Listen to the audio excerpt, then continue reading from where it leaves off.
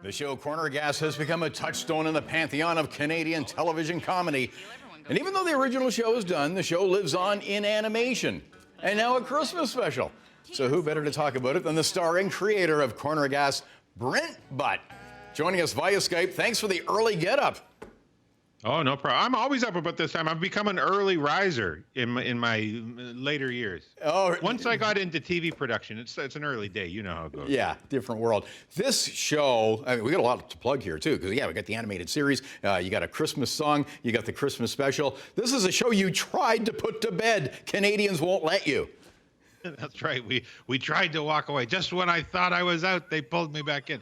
Yeah, the way I thought it was going to work was after the series was done, we did 6 seasons, 107 episodes. We thought, wouldn't it be great if we could come back in a few years and do a movie? And that's what we did. 5 years later, we made a theatrical feature film, Corner Gas the Movie. Which was a huge hit. Too many people watched it. It was the most watched thing of the year. So it made the network call up and say, listen, do you want to do more episodes? But we didn't really want to just do more of the same. And Janet's health wasn't very good. And we thought, well, what could we do? And I have a background in cartooning and illustrating. So it kind of made sense to go, well, let's try animation. Yeah, and, there's the showbiz axiom, always leave them wanting more. And, boy, Canadians want more, that's for sure. And, yeah, it's you're into animation. Old showbiz axiom, it's good to have a gig. That's very true. Now, the Corner Gas was percolating in your head way before your stand-up career. And you mentioned animation. You actually went to Sheridan College in Oakville, very famous animation school. Yeah, I got accepted there, top animation school in the country, and I think I was there 3 or maybe 4 days before I quit. Way to go! Well, it worked out.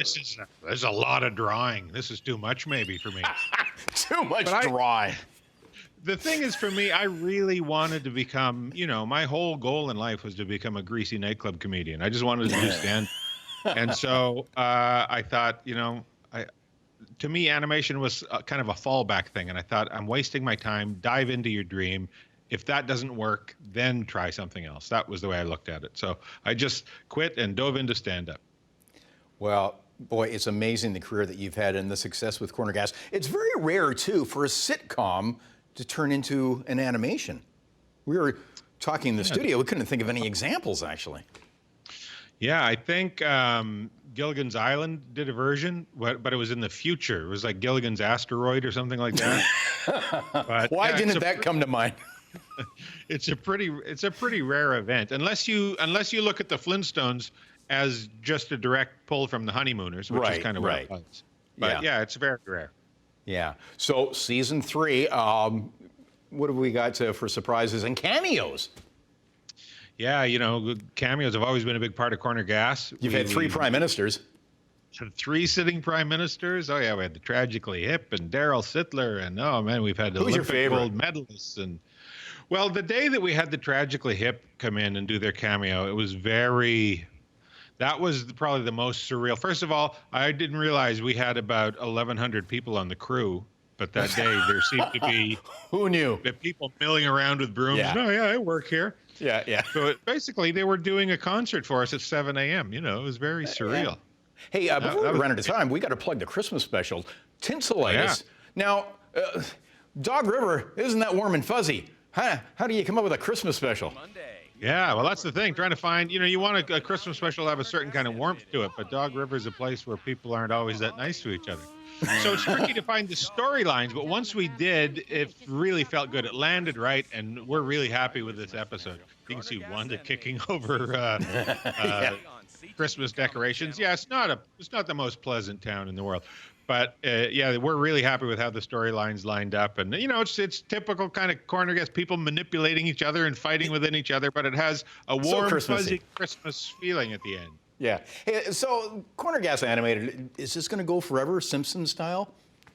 I wouldn't say no. We're having a lot of fun doing it, and we keep coming up with story ideas, and the characters are a lot of fun to write, and so I would love for it to do. I'm going to say no more than 40 years. I'm going to pull the plug.